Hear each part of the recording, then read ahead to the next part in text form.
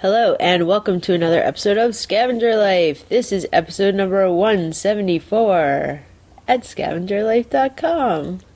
We're talking about what's going on in our store this week. We are. I hope we are. That's our plan. Yes, that's our plan. First of all, I wanted to say I feel like I've been a little harsh this weekend or this week with some of the people that have either written comments or emails we've gotten. Why? Or in what way? I think because we get emails every week, and mainly it's often from new people, and this is kind of the gist of what a lot of them are like. I just started eBay. Right. I just listened to one of your podcasts, and I'm totally overwhelmed. And then, how do I make a lot of money on eBay? And basically, like, some of them, too, are like, just tell me what to do. Right. And the funny thing is, this is the 174th podcast of what we tell you to do. So yeah, I mean, I don't know. So I've been a little bit kind of just firm. It's very clear. It's not mean because I'm just like, this is the deal. Yeah.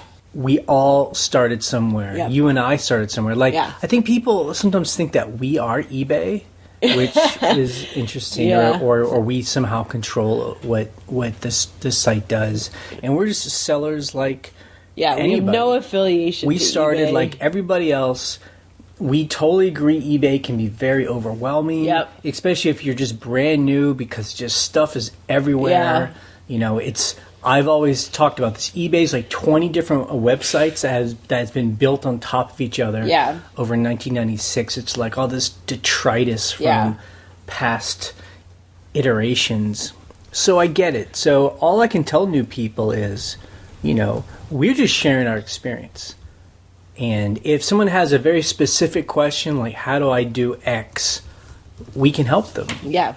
And I always encourage them just put a comment on the blog because that's... And tons of people will answer. Because there's other people who, like, it's Mississippi Pickers this week, today, just shared something that I didn't know. Right. We'll talk about that in a few minutes. And so we're always learning as well. I mean, I guess there are other people that kind of blog about eBay where they're more coaches, where if someone sent them that email, they would say something like, well, you can call my phone number and it charges you $4.99 a minute for me to talk to you, or here's an ebook that you can buy for, $79, or here's this like paid Facebook group that you can join where we talk about this stuff. How do you have a paid Facebook group? I don't know. I don't know. Since we don't participate in Facebook, we don't know. Or people do this thing where it's like a subscription live video thing. Oh, really? People all come together on like a live video chat. And so anyway, I think people might get it's confused. That's not us. That's not what we do. We're like you. We like to make our money selling on eBay, not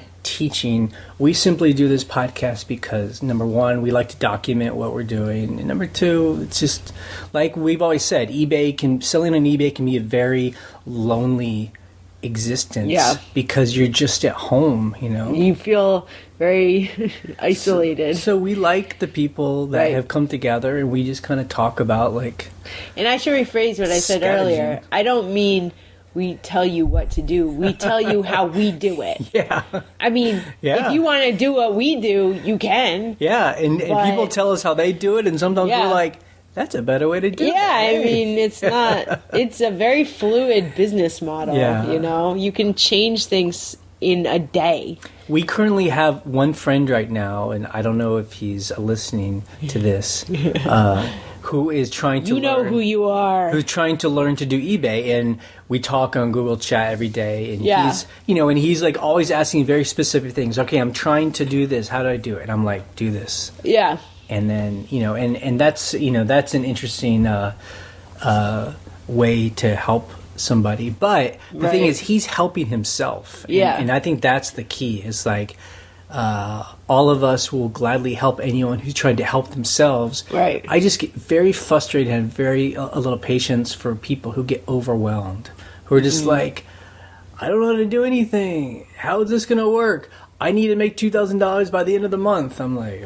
They get paralyzed. Forget it. You're not going to make that much money by the end of the month. I think the worst way to come to eBay is when you're in a really bad position where you're like, I need to make a lot of money right now. Today. Yeah. eBay for us was definitely a little, it was like a little side thing. Yes. Where it was like bonus cash. It was like fun. It was like finding a money in like your pants pocket. And then over time, it's become a business. The only thing we do.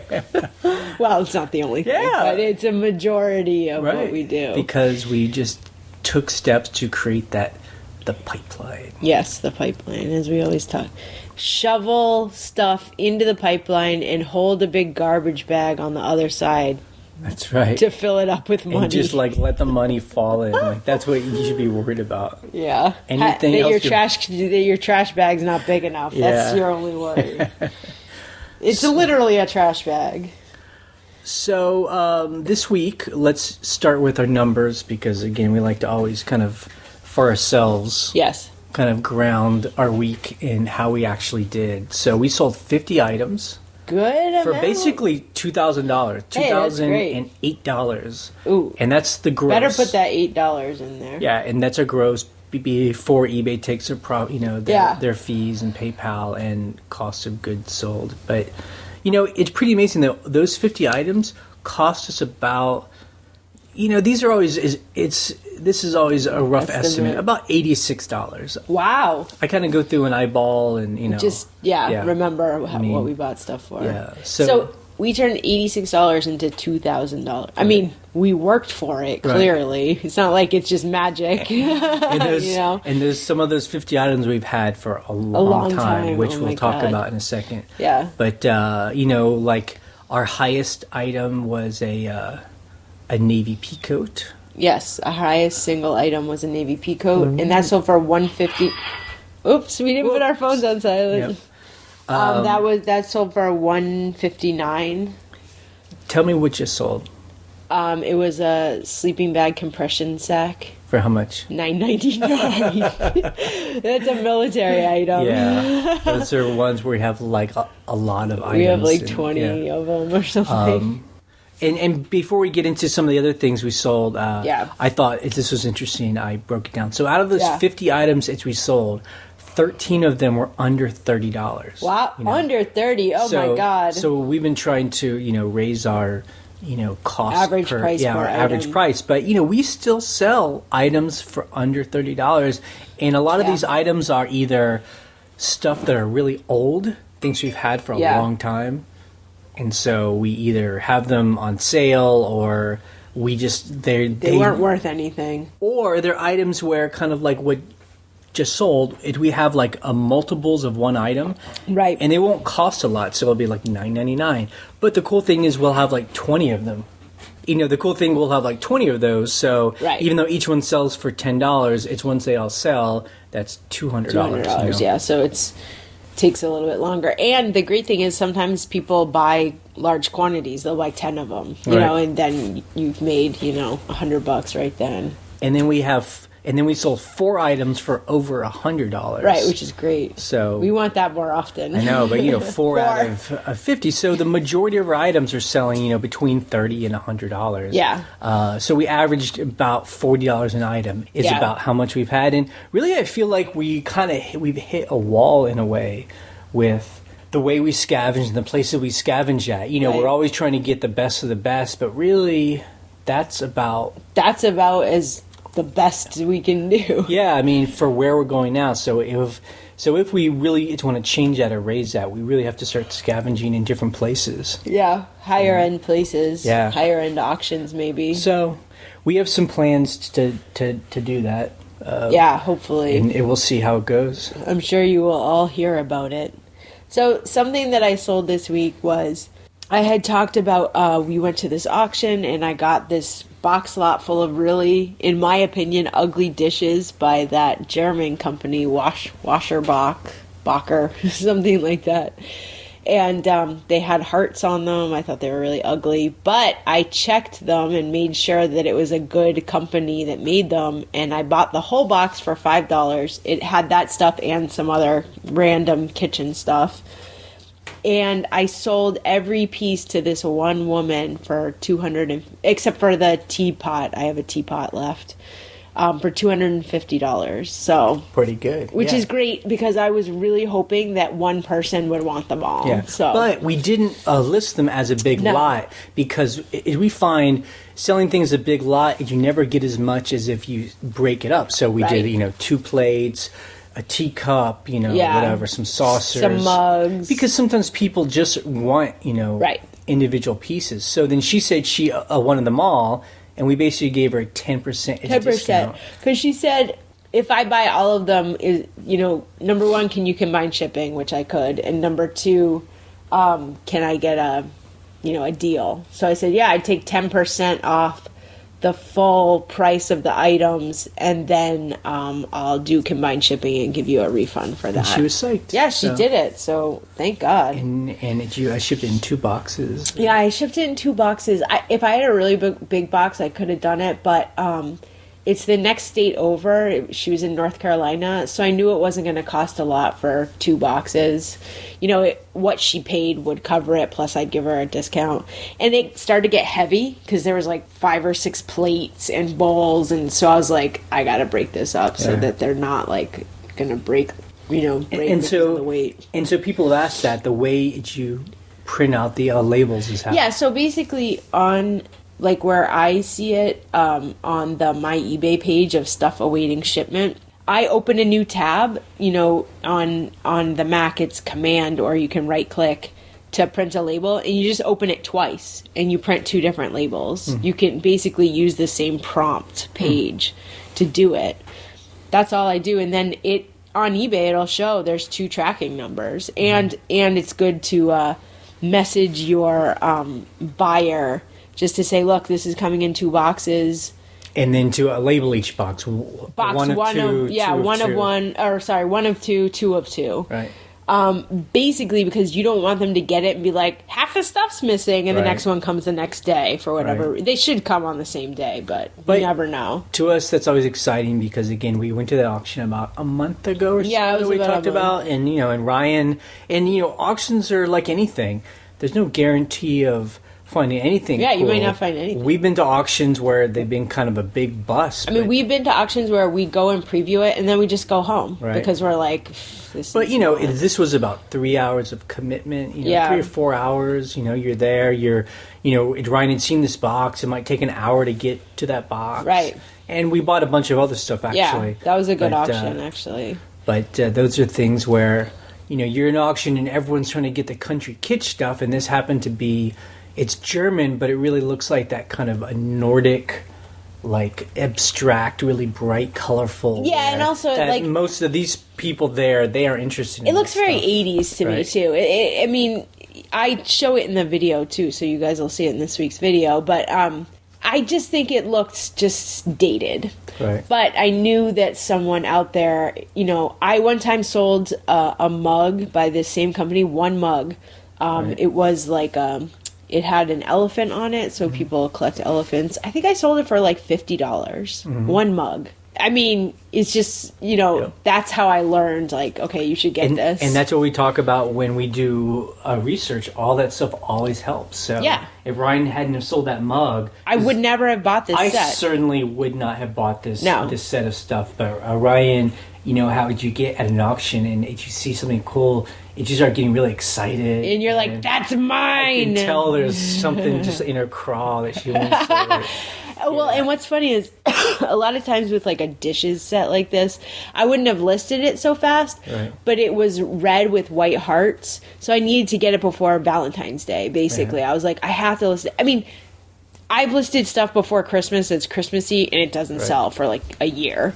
But you never know, so... Who knows if it's good to do it timely, or not. So I mean, when we are at home for a long period of time, we try and list everything as we buy it. Yeah, but it's hard, sometimes because we go away for a month, and so stuff starts piling up. Or we do clothes, and like the housewares get piled up. That's how it is. The other thing we sold that was cool, we sold these lights, these vintage lights for $125.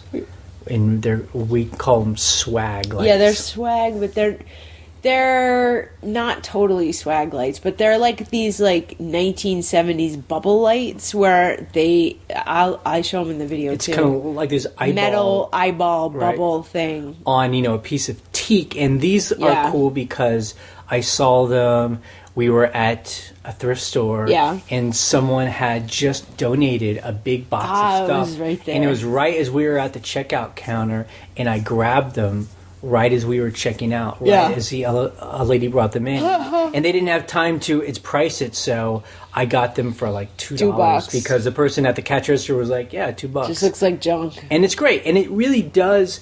It's one of those things where you have to put it in a different context. It really does look kind of junky, because it's a little bit pile dirty. Of wires and it's one of those ones that doesn't plug in. It like wires into the whatever. The wall system.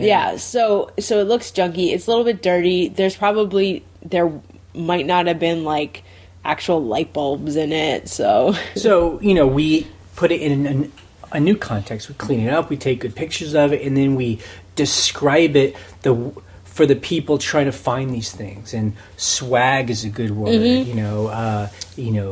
Bubble light, right? And 70s mod bubble light. People are looking for that look. And it's going to look cool either over a bookshelf or it's going to look awesome. So I have to pack those still.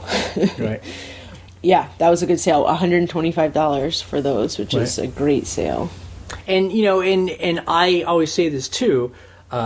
Just in the kind of things that we sold it's this week, I always think it's a rural versus the urban, like people in the country, and this is definitely stereotyping, but I'm going to do it anyway. Yeah. Like, we see a lot of people in rural communities like where we are, where they're afraid of looking poor. So they're always buying brand new shit, Right. New trucks, new everything, because if you use something that looks old, it makes you look poor. And people are very sensitive to that. Whereas urban people, it's so interesting, very often have a lot of money, but they want to look authentic. It's like they want to look quote-unquote poor with distressed jackets and old boots. Jeans with holes in them. And lights that are kind of scratched up. And, they want that stuff. And it's so interesting. And we find ourselves kind of in the... kind of as the gateway between those two worlds. Those two places. Where we get the old stuff and sell it to the people, in urban areas that have money. Yeah, it's really... And I think that was one of the big things that has really helped our business, Yeah, yep. Is being in a place where you can buy old, distressed, like, Carhartt jackets with oil stains. Right. And someone in LA will buy it. Right. Like, it's so silly. So what do we do all of this week? We listed a lot. Yeah. So we sold 50 things, but yet our inventory grew. Yes. So we added we sold those 50 things, and then we added another 80 things on top of that. Wow, so okay. We've been listing That's a lot. I mean, now that both of us are doing it, it's a lot. We can list 40 or 50 things a day. And what's great is we can both see what's being listed, like the email of eBay saying, you just listed this item goes to both of us now. So it's cool because I'll see like, oh, you're listing hats. I should be doing something too, I mean, there were a couple of days where I think you personally listed over 30 things. 30, 40 things. I was just like, it was really, really cold out this week and we had the wood stove going and we had one day where we had to go do stuff at the other house and it literally took all day. And after you have a day like that, you're just like, I don't want to do anything else but sit on the couch and list. Like, I want to be responsible for nothing more than that, It's funny, sometimes it's really boring and there's nothing that can make me actually list anything on eBay. And then there are those days where I'm just so thankful because it's all I want to do because it's so kind of peaceful sometimes, and I'm still feeling very productive. I'm just going through things. Right. I think also like the work we were doing at the other house, we were doing simple work like putting an IKEA bookshelf together. Like, duh, that was so easy.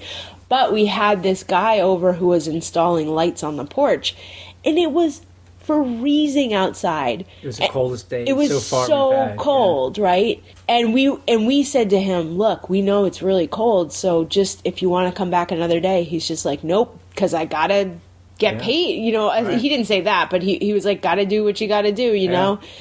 And I was like, oh my God, I feel so spoiled because we sit by the wood stove with a laptop and list crap on eBay. Right. And that's how I'm able to pay this guy. Right. But, you know, so the next day I felt very productive because I'm like, I feel, you know, so grateful that that's our job. Yeah. We've made that our job, you know. I don't have to go outside and, like, do some, like, hard labor. And so, anyway.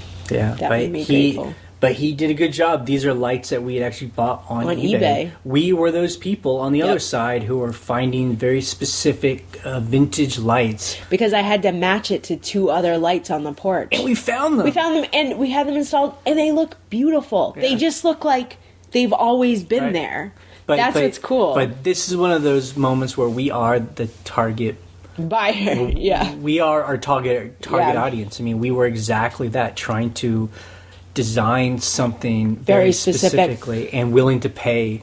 We paid $120 for 2 lights. Yeah, and so maybe that person found those for like $1 a piece at a yard sale. And you know what? I thank them for taking the time to save them from the trash, to actually post them on the internet, and to send them to us. And they gave those lights another life. Yeah, I need to take a picture and send it to him. I don't know if he'll care or not. So, you know, when I think of like, who's going to pay $100 for some junky old lights? I mean, that's an example of I got to experience, I was willing to pay that its money because, you know, it was a good deal in my mind, you know. I mean, yesterday we were looking for coat hooks because I have very specific place that I need these certain size of coat hooks. And I mean, we literally sat on eBay for like an hour. Well, I mean, and to be clear, I mean, we aren't just trying to find junky old coat hooks that you buy at Walmart. Right. You know, made in China. We were trying to find vintage, real vintage. Like cast iron or brass, you know. Coat hooks. Really beautiful coat hooks. And man, it makes, you know, it's good for us doing his research. Like, people are charging a lot of money. You know, $30 for a single coat hook. For one single coat hook. But they're gorgeous. Yeah. You know, we didn't buy those ones. Yeah, but they're beautifully shaped, but we did end up, you know, paying $12 a piece for these mid-century hooks that look very cool. So it's just interesting to be on the other side of it, of like, I need something so specific that I'm willing to pay a good amount of money because this is exactly what I need. It's literally going to last forever. And because I'm trying to fill my life with beauty. Well, that too. It's true. It's true. And these are for the master bedroom in the farmhouse. Right. We already have coat hooks there, but unfortunately, and I bought them on eBay, unfortunately, one of them broke. So now I have 3 other ones that are okay, but I have one. It's like this whole matching thing, so I have to match them. So I'm going to sell the other 3, but hopefully I'll make my money back. Yeah. But, so, you know, Ryan was listing a lot of, we talked about it last week, a vintage eyeglasses. And I've sold 4 so far. So the Christian Dior that I showed on the video, those sold overnight. A pair of like spectacles that are like John Lennon, kind of Gandhi. Harry Potter, very Harry Potter. I didn't put Harry Potter in the listing, but those sold for $60, and then I sold a pair of just regular reading glasses. Not reading glasses, eyeglasses, prescription frames. Those for $60. I got these cheap pair of actual reading glasses. It's like, you know, plus $225. Like, just you buy them at Walmart, but they're really cute. They're like bright candy colored. Right. Those are for $15. And actually, that's one of the highest prices for just reading, because reading glasses literally cost like $5 on eBay. But these had a unique, cool look, and those sold last night. Yeah. So my eyeglasses are doing really well. So that pays off. And I've been continuing to list hats. I have 2 more folders of hats. Are you sick of hats yet? To list. There's a lot of hats. The hats sell. And someone was saying something. Oh, I think it was, we interviewed Mikey and Wendy the other day, and they're like, our hats would not sell. Yeah. And I'm like, I don't know why, because my hats sell. Yeah, sometimes I think it's all about just whatever. Just depends on if you have a passion for them and you put them in the right context with the right keywords. But I don't know. I mean, hats. It's like anything. Sometimes they take a long time to sell. Sometimes they don't. And they sell in waves. Like you'll sell like 5, 6, 7 hats in a week, and then the next week you won't sell any. It's just random. And then just the other thing I'll add this week, it was interesting just talking about being a scavenger. Yeah. Right outside, we have a piece of land in front of our house, and we were just driving out of the neighborhood, and we saw a big pile of hay. It was basically a bale of hay that fell off someone's truck. Right, like a farmer was taking hay to his cows, and he just dropped a lot of hay. So we immediately turned around and got our truck, and we just filled the back of the truck with a lot of loose hay. It was like not the bale, because we couldn't move the bale. Right. But just the loose hay that he was going to leave there. And we took it, and we now have a pile that I covered with a tarp, and we use it to cover our garden beds. Yep. And we use a lot of hay just when we're gardening. Mulching, because it's great for mulching. And the good thing is we know that farmers come back for a bale of hay because it's expensive. So they came back for it, but we basically just picked up the detritus on the side, the stuff that had fallen off of it. But for us, that's a lot of hay. Right, yeah. They couldn't use that. Right, he came with a thing that has the big poker and pulls it back up. But it's fun to find that stuff because you're like, it's just someone's going to throw that, leftover part away. Right. It's on our land. Let's just go get it. Yep. So that was good. Customer issues. So, it's interesting. Someone had mentioned this on the blog this week about a buyer who bought something really cheap. And then now they're the worst customer and they're complaining and the person's worried about getting a negative feedback. And it's so interesting that happened to us. That exact thing happened to us. And and this is an example of, even though we preach something, we don't always take our own advice. Or we don't see it as being a problem, and then we're like, oh yeah, this is a problem. So I had a little bottle opener that had just come in an auction lot. And normally with that stuff, we always just try and sell everything. So I didn't specifically buy this thing to sell, but it's like an old, beer can opener. Yeah, it's like super vintage. We had it up for $9. This person asked us if we would take a $6 deal. He had a really hard time understanding eBay, so it was hard to get him to accept an offer. Like we would send him an offer. And he wouldn't understand that. So we actually changed the price. Changed the price. He finally bought it.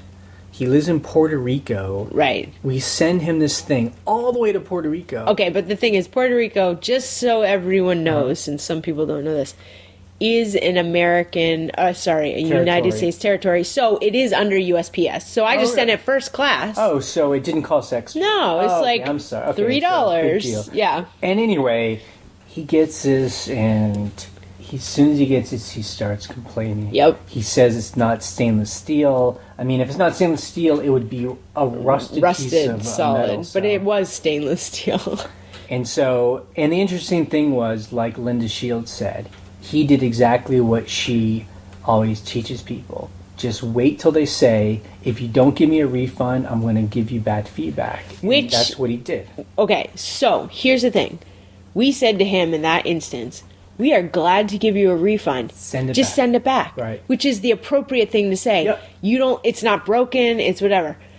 You don't like it, send it back, we'll give you a refund. He said, no. I want the money back, or I'll give you bad feedback. I'm not sending it back. Right. That, under the definition of eBay, is called feedback extortion. Right. Someone manipulating the seller to do things, give them money back, partial refund, or a full refund, or else. Right. And that's not allowed. So Ryan actually called eBay. I called eBay because he didn't leave negative feedback yet. He keeps saying he's going to. In 24 hours, if you don't give me a refund, I'll give you negative feedback. So I called eBay. They gave me a reference number for the call, and they took notes, because if I get negative feedback, I'm going to say, this is the reference number. This is the problem. You can read all the messages. Wait, be clear. So the person on the phone said that he could not leave us negative feedback. Okay. They did say that. They were like, they're not allowed to do that because they're not going by the rules. You know, and so I'm already bored and tired talking about this. It's boring. Just because, it's stupid. It's so dumb. I guess my example is like, it almost never fails. The little tiny cheap items sometimes cause the work, you know, and we even gave him a deal, and it's just, he asks a lot of questions. Every red flag we always say, but you know what? I'm the one. It's on me. I was like, I want to sell this thing. You know, I want to get rid of this. Like, tiny little thing. Who else is going to buy this little stupid bottle opener? And yeah. So obviously we spent too much time on this than we should have. But that's hopefully a lesson for anybody else. Basically, if someone is like harassing you about a price. I want $6.50. I want it to be for a $9 item. Just block them. Yeah. They are crazy, you know? So. Yeah. So we had some people approach us to do a freelance job. It was last month, but they contacted us again. Yeah, we do a video production. And, you know, we always say that what eBay does is it buys us a freedom. And this is a good example. Yeah. So we had someone here that we make videos, and they approach us about making a video for them, and it didn't sound very interesting, and we weren't, you know, all that excited about it. And then the person emailing kind of became a little bit of a problem, a little just bit annoying with how they were trying to approach us, and we just basically told them outright no. You know, like we aren't interested. It's no thanks. And in another time when we weren't selling on eBay, that would have been very difficult to do, because when we were freelancers, we had to take almost every job we got, you know, as long as the price they were paying us weren't like, well, it wasn't ridiculously thievery. I mean, we basically took almost any job because you got to get paid. Because, you know, as a freelancer, if you ever say no, that could be no to all kinds of other work as well. With them or with other clients that they know of. I mean, word of mouth is very powerful. So we were very nice and polite about it, but we just said we were already too busy with work. And that just, again, selling on eBay gives us such a level of peace and comfort that I am so grateful for. It is nice to just be able to be like,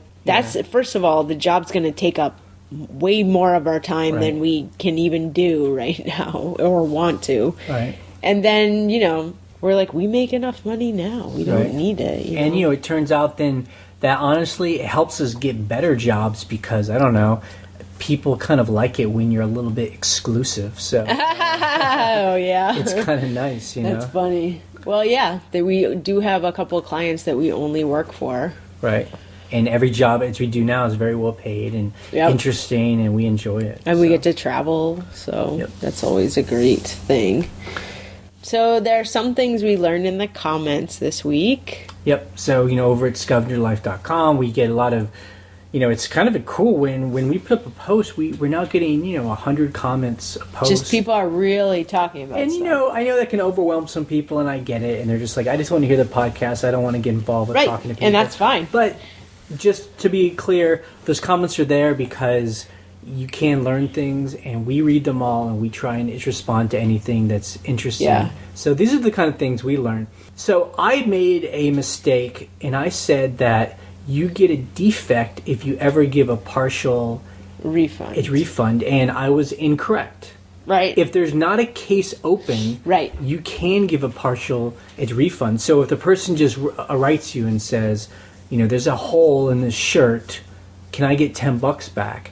You can give them $10, and that's not a defect. It's only if they open up a case, item not described. Then you give them a partial refund to get rid of the case. From what I understand, that's a defect because item not as described. That happened to us last week. We had a buyer. He bought a $20 shirt.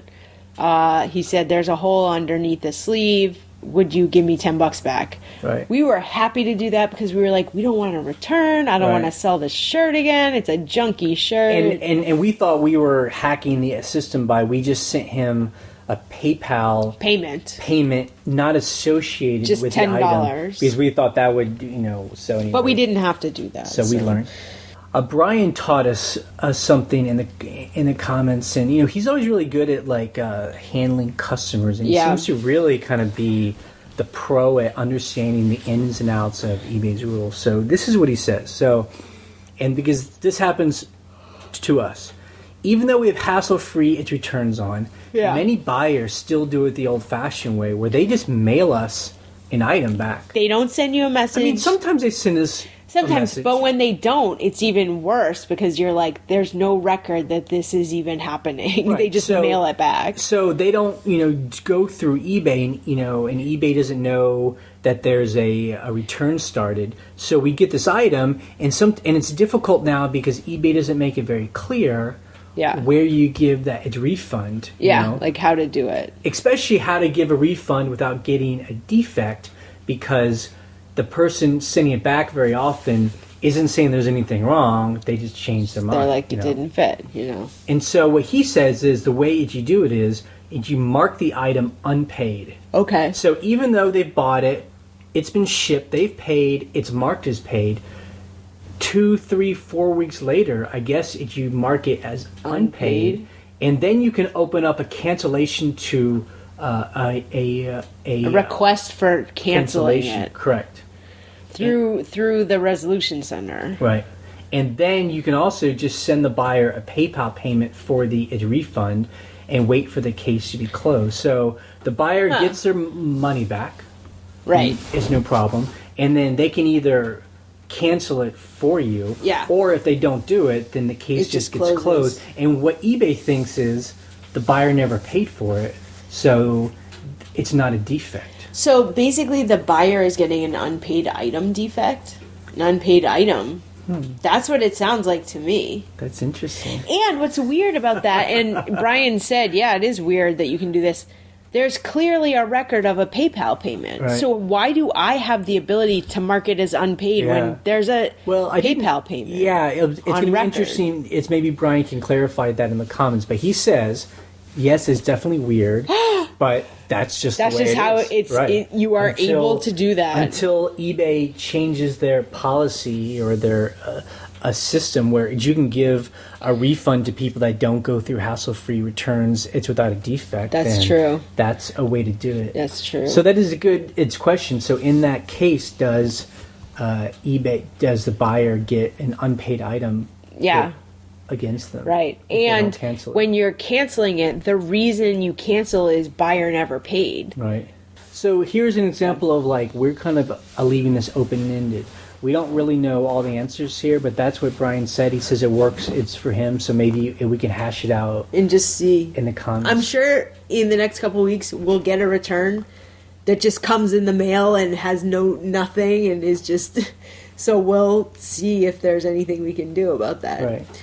Okay. So something else we learned today: Mississippi pickers, who comment quite often on the blog, said, and we said this before, and this actually happened to us yesterday again.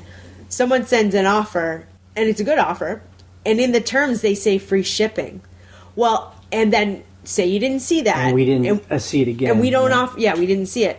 We don't offer free shipping anyway. Doesn't even matter if someone says free shipping. Well, I'm not doing free shipping. eBay says that if you specify shipping, like we do, we don't do free shipping on any listings. Right. If someone sends an offer and says free shipping in the terms, that's void. Right. That's null and void. And that's actually a big one, and a link to the actual wording in the eBay policy. Yeah. So, in the message, they can't change the terms of the shipping. Of the shipping. Because you've stated it. Yeah. I mean, I guess they could ask for it, but, a lot of us have felt like we're in a bind because once we accidentally accept that, we feel like we've, kind of signed this contract that we've now have to give free. But what's great shipping. is but now you don't have to. Right. Yeah, you can say, because last night the buyer was like, please send me an invoice with free shipping. What we could have said is, no, we don't do free shipping. It says so on the listing. We don't have to honor your terms according to eBay. Right. And we're going to say that next time. Yeah. But I won't say it like that. But it sounds very hostile. Well, what we do normally... What we normally do is, if you read the terms and see that it's free shipping, which you should have, you counter and you say, yeah, I'll take $50, right. but there's no free shipping. Right. The Instead of accepting. The temperature in this room has risen. I'm just... I hear you. Yeah. Honestly, the way to fix that is just to be much better at reading the terms if anyone does it. But it's really the people that put free shipping in there are so rare. Yeah. Sometimes I just forget that even look. Is something that could be a problem. It's really annoying. So this week, what I'm going to be doing is we still have... It seems like it's kind of these endless piles inside of our house. I'm going through these things that are actually a lot of things, but they're in a small space. So I have like all these old pamphlets from like the 1930s, and it's not that big, but inside of that are photographs and little pieces of paper. Yeah. But they're all really cool because they're from like the Depression era. They're like advertising like government programs and these old a menu from a diner. Nice. I mean, where like stuff costs a nickel. Yeah, and it's so cool, but it's stuff I've been putting off, and it's just taking me a while to get through all that stuff. I have a big thing of bags. Oh, we man. love to buy backpacks and purses. We and sell bags. them all the time. They're great. They're very often very cheap because people, if they aren't like really expensive name brands, people don't want to buy them. But these are like really practical, cool, like nylon bags that people pay good money for. People buy those for sure. So, and then I have to go and it lists all of it's my hat. So, again, not very glamorous stuff. I mean, this is the things where if you were to tell a normal person this, they'd be like, that's what you do for a living? Like, that's your life? Like, what a waste of your life. No, not a waste of... You know what a waste of my life is? Going into an office every day. Yeah. That's a waste of my life. Yeah. No, I like it. I'm glad because then you can take a day off and do other work or do other things and, stuff still sells, you know. That's the beauty of it. But, while we're here, focus. Like, that's what I have to do, or that's what we have to do. Yeah. Just sit down and really focus and just get through this stuff. Yep. And when we do focus, it works. Yeah. Okay, so as you guys know, you can call in and leave us a message. The number is 540-407-8486. And actually, the next podcast we do this week will be answering a bunch of the questions. Yeah, we just it recorded it, and it was a marathon podcast. Yes, it's a long podcast. It's good. We're getting a lot of good questions. Always good to hear people's voices and kind of hear it's their spin on things. So we always enjoy hearing how people do things it's differently or how they approach their its business. You can also go to the comments of the blog and always ask questions there. And don't forget, we do have mugs. Yes, we do have mugs. That we've been selling. I made the mug, buy low, sell high, fight the man. That's right. That's a great mug. I just made that mug last week. And that's from our interview with our friend James. James, who does the art, buying and selling art. But he's also a social justice warrior. Yeah, social justice warrior. So he does fight the man. Yeah. He buys low, sells high, and fights the man. That is certainly true. That's right. Cool. Well, anyway, thanks for being with us, and hopefully you've been listening and taking photos. And being cool. Yeah, be cool. Have a cool life. Have a very cool life on eBay. All right, this is ending in 3, 3, 2, 1. Bye.